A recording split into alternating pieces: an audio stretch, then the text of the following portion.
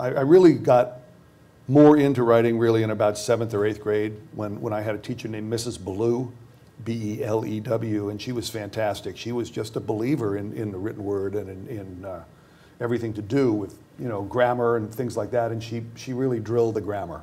Right.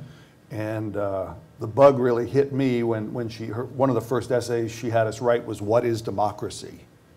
And I wrote an essay. I got really fired up about what democracy was. And so she decided to try to get it published in the local newspaper. And they made a big deal out of it. They did publish it, and they kind of gave it a big boxed, you know, beautiful setting. And I went, this is like the coolest thing I've ever seen. Right. And so from then on, I kind of knew that I was a little bit driven in that direction. And my father was an avid reader, and he used to come home every night with 7 kids. I don't know how he did it, but he'd just sit in his chair from the time he got off work until dinner was served. And whatever else was going on, he was reading. Reading? Reading anything. Anything. Eclectic, you know, I mean, we were in Reader's Digest condensed books, and we had every kind of book thing possible was in our house. And did he read to you? No. It was just like, I'm reading, shut up.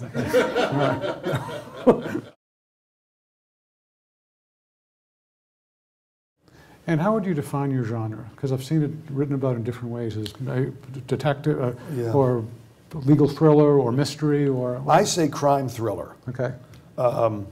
But you know, I write very soft thrillers. I think I write soft thrillers. Although, I mean, if you read my reviews, people think I write real hard-boiled thrillers. So maybe it's just a perception issue. Well, they're character books. They're not thrill books. There's a lot of character, and mostly character, and it's really about how humans survive under duress. And I try to find a very good duress point to start the book.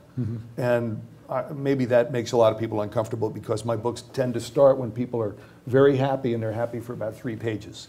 And then they become very unhappy very quickly because of what the movie people called an inciting incident. And my inciting incidents, I spend a lot of time trying to think what they are. And then when I find them, they tend to be really powerful. So my guys are plunged into this deep abyss early. And then I pile on not only the physical complications, but the moral complications, which are often more interesting. And that's what turns the book.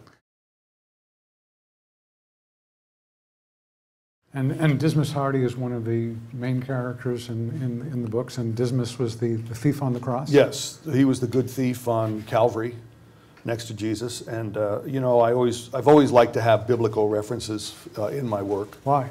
Just because it gives a universal importance to things, I think. I mean, it's a little tricky when you're writing genre, what they call genre fiction, and you're also trying to write important fiction, which I'm trying to do. Not to get too snooty about it, but I wanted to have something that has a big human side, and the human side is what makes it real. And to do that, I wanted to address. I wanted to give it overtones of immortality. And he's a character who needs to be forgiven. Well, he makes a lot of mistakes. He's a proactive guy, which is good. It's good for drama.